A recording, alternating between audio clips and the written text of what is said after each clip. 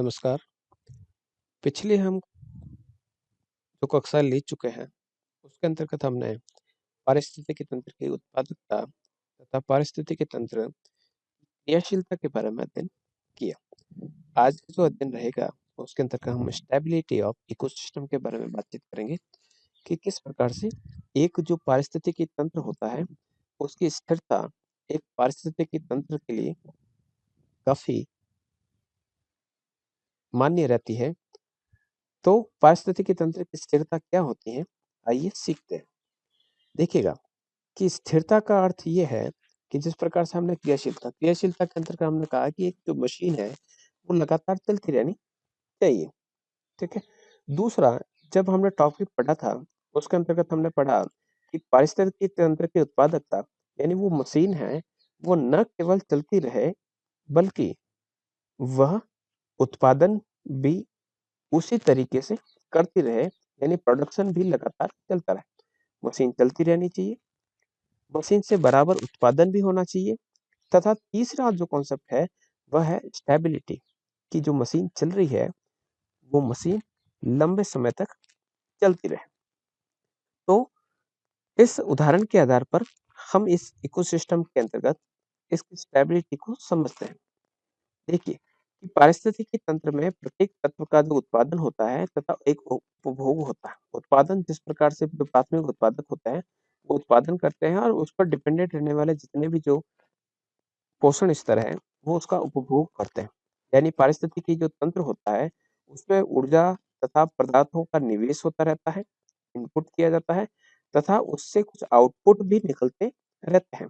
Input के रूप में हम उसके अंतर्गत सूर्य का प्रकाश और विभिन्न प्रकार के ऑर्गेनिक, इनऑर्गेनिक जो पदार्थ होते हैं, उनका समावेश करते हैं तथा आउटपुट के रूप में हमें ऊर्जा विभिन्न रूपों में मिलती है।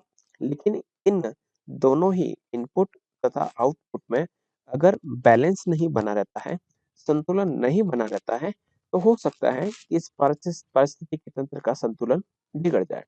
तो एक पारिस्थितिकी तंत्र में जैव भू रासायनिक चक्रों के माध्यम से विभिन्न ऊर्जा के विभिन्न कार्बनिक अकार्बनिक पदार्थों का संचरण एक माध्यम से दूसरे तंत्र पर चलता रहता है। तो हम अगर बात करें कि ये जो संचरण चल रहा है, वो लगातार और स्टेबल तरीके से लगातार चला रहे, उसमें किसी प्रकार की कमी नहीं रहे, तो उसके लिए हमें जानना है कि इकोसिस्टम की स्थिरता क्या होती है और किस प्रकार से वर्क करती है। सबसे पहले हम पारिस्थितिक तंत्र के विभिन्न रूपों को समझते हैं। सबसे पहले है दोलन रहित, नॉन ऑक्सीलेशन स्टेबिलिटी। अब ये दोलन रहित स्थिरता किस प्रकार की है? दोलन का अर्थ होता है किसी प्रकार से वह हिल-डुल नहीं रही है, केवल एकदम स्टेबल तरीके से यानी चल रहा है लेकिन बिल्कुल भी पता नहीं चले, किसी प्रकार की मूवमेंट न हो और आसानी से सिस्टम भी चलता रहे। तो इसको किस प्रकार से स्पष्ट किया जा सकता है कि एक पारिस्थितिकी तंत्र के अंदर विभिन्न जो प्रजातियों की जो संख्या है, वह स्थिरता से बनी रहे या किसी एक प्रजाति के जो एकाकी जो जीव है, उनकी संख्या की स्थिरता के संदर्भ में हम इसे व्यक्त कर सकते हैं। तो इस स्थिरता को इस जीवों की संख्या के आधार पर एमजे एमजे डनबार्ड ने इसे दोलन रहित स्थिरता का नाम दिया। यानी यहाँ इस स्थिति में एक जो पारिस्थितिकी तंत्र होता है, उस तंत्र में जो प्रजातियों की जो संख्या है, उस संख्या में किसी प्रकार का उतार-चढ़ाव नहीं होता है। इसको हम इस प्रकार से समझ सकते हैं कि हमने जैसे कि एक तालाब को एक पारिस्थितिकी तंत्र मान लिया, तो तालाब में अचानक से मछलियों की संख्या एकदम से घट जाती है और कछुओं की संख्या बढ़ जाती है। ऐसा नहीं होता। संख्या रहती है, उसमें किसी भी प्रकार से उतार-चढ़ाव न होकर वो संख्या है, वो लगातार उतनी ही बनी रहती है। अगर किसी मात्रा में मछलियों की संख्या कम हो गई, तो उतनी ही मात्रा में नवीन जो मछलियाँ हैं, वो जन्म ले लेती हैं। इस प्रकार से उतार-चढ़ाव बिल्कुल भी नहीं रहता है। एक रहती है, वो है स्थिरता, लवचकता या सहनशीलता। स्टेबिलिटी, रेजिलियंस जो होता है, वो किस प्रकार से चलता है? तो पारिस्थितिकी तंत्र की स्थिरता को बाह्य कारकों के द्वारा होने वाले परिवर्तनों को सहन करने की पारिस्थितिकी तंत्र की क्षमता तथा जो बाह्य परिवर्तन आ रहे हैं, उससे पारिस्थितिकी तंत्र में की जो ओरिजिनलिटी है, जो मौलिक दशा है, उसमें वापसी के संदर्भ में व्यक्त किया जाता है। यानी एक पारिस्थितिकी तंत्र को हम इसको एक मशीन के माध्यम से समझ लेते हैं कि हमने किसी एक इंजन के अंतर्गत कुछ पेट्रोल के साथ-साथ कुछ पानी की मात्रा डाल दी। तो क्या वह पेट्रोल जिसमें पानी मिला हुआ है, उसके माध्यम से क्या इंजन खराब होगा? या इंजन जो है, वो अपना आप उस पानी की मात्रा से या पेट्रोल की मात्रा में से पानी की को वहां से हटा देगा? तो इस प्रकार से उसकी जो मौलिक दशा है, वो किस प्रकार से बनी रहती है। तो इस प्रकार से अपने आप बिना बाह्य परिवर्तनों के इस प्रकार से जो स्थिरता बनी रहती है, उसे स्थिरता रोचकता या सहनशीलता के नाम से दिया जा सकता है। यानी कहा जा सकता है कि एक सिस्टम या एक इकोसिस्टम में इतनी क्षमता होती है कि बाह्य परिवर्तनों को वो सहन कर सकता है, कुछ हद तक उसको अपने आप में समा सकता है। नेक्स्ट है लोचकता, यानी इसे फ्लेक्सिबिलिटी या रेजिलियंस स्टेबिलिटी के नाम से भी जाना जाता है। तो फ्लेक्सिबिलिटी किस प्रकार से बनती है?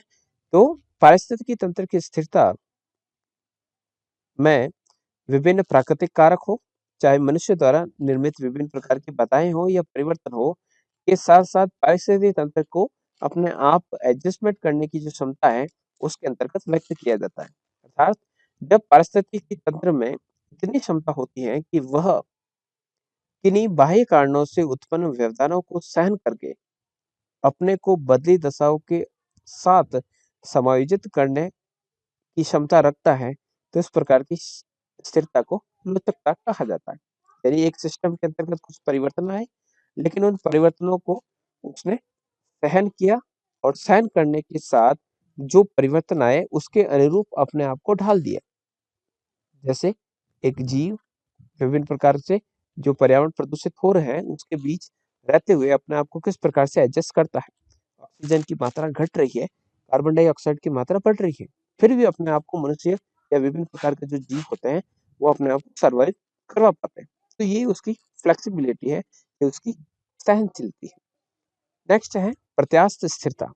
अप्रत्यास्थ इलास्टिक जो स्टेबिलिटी है का अर्थ, यानी इसमें जैसे कि बदलाव आएगा, बदलाव आने के बाद पुनः उसी अवस्था में आने का प्रयास रहेगा।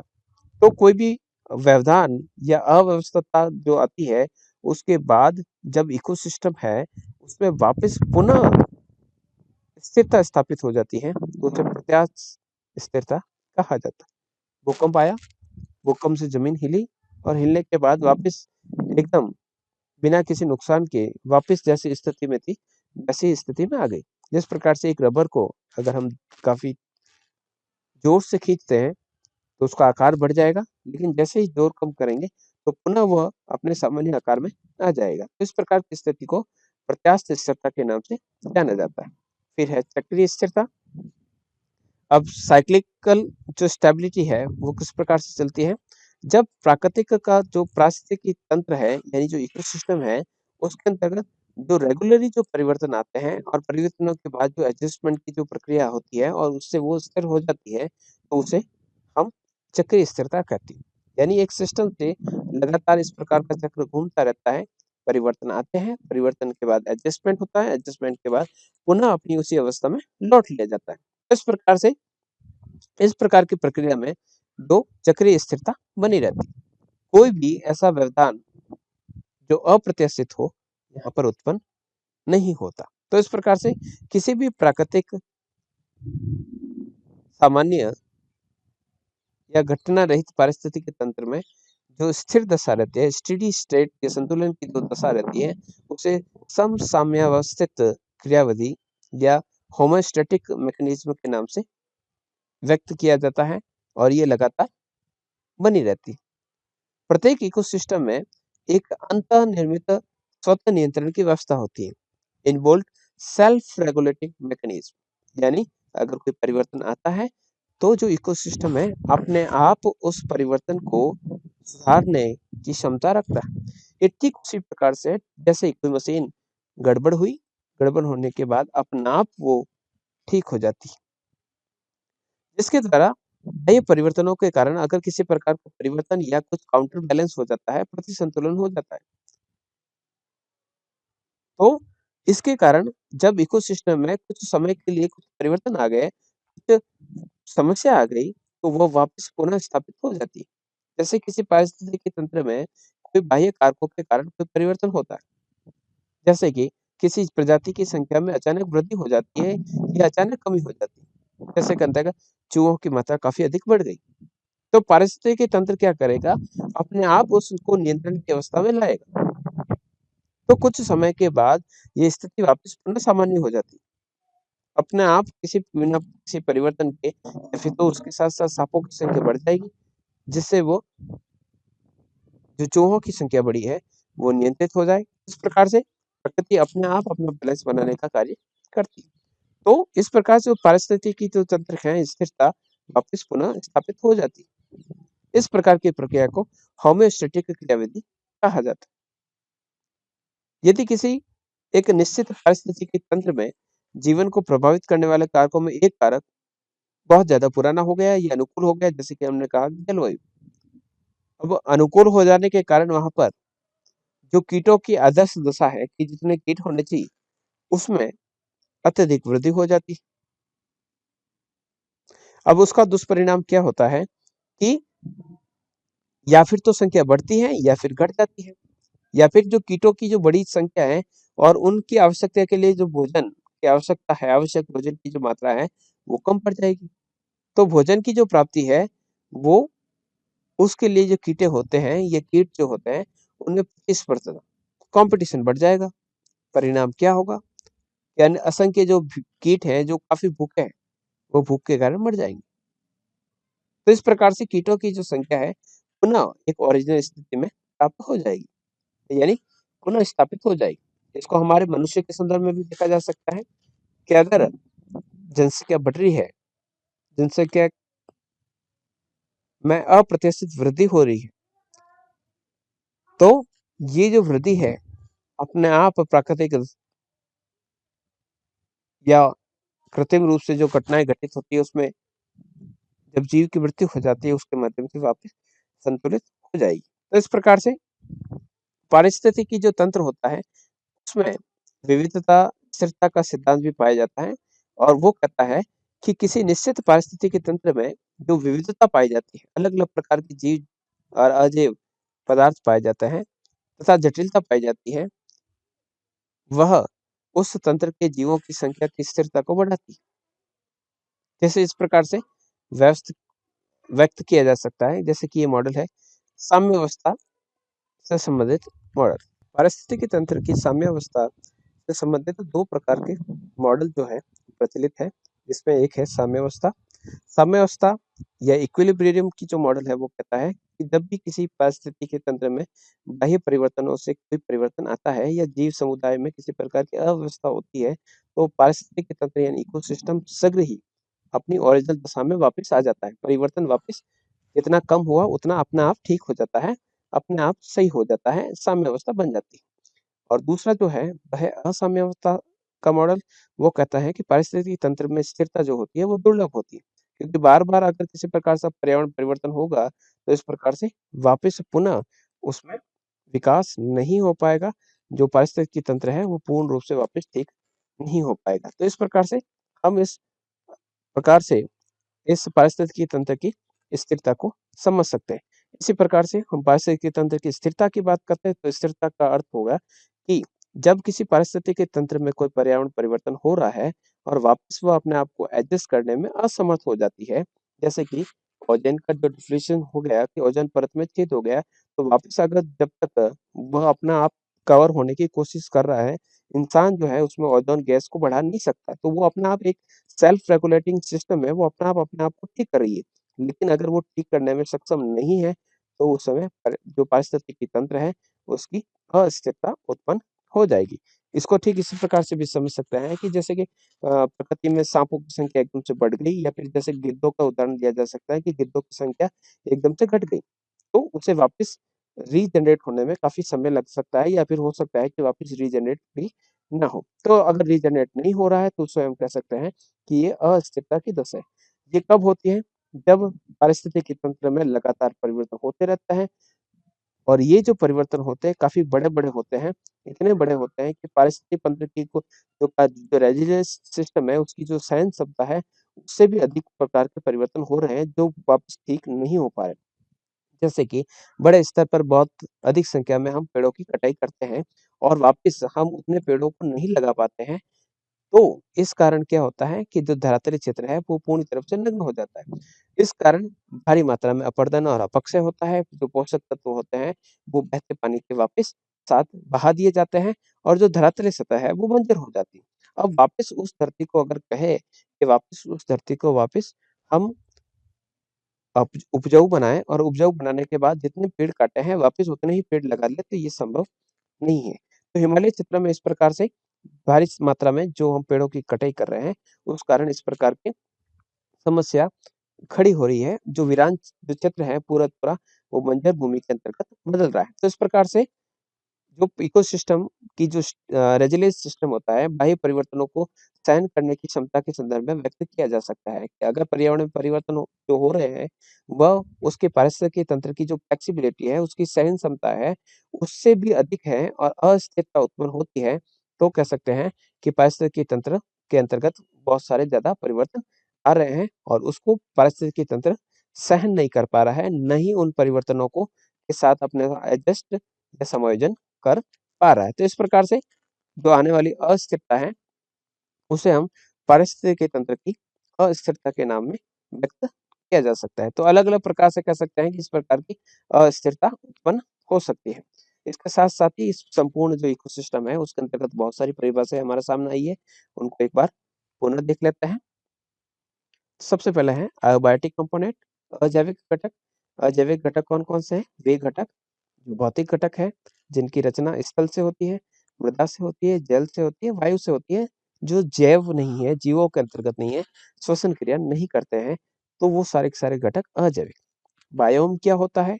तो बहुत बड़े स्तर पर एक समान जलवायु के अंतर्गत रहने वाले विभिन्न जो पेड़-पौधे और जीव-जंतुओं का जो समुदाय है, उसको हम बायोम कहते हैं।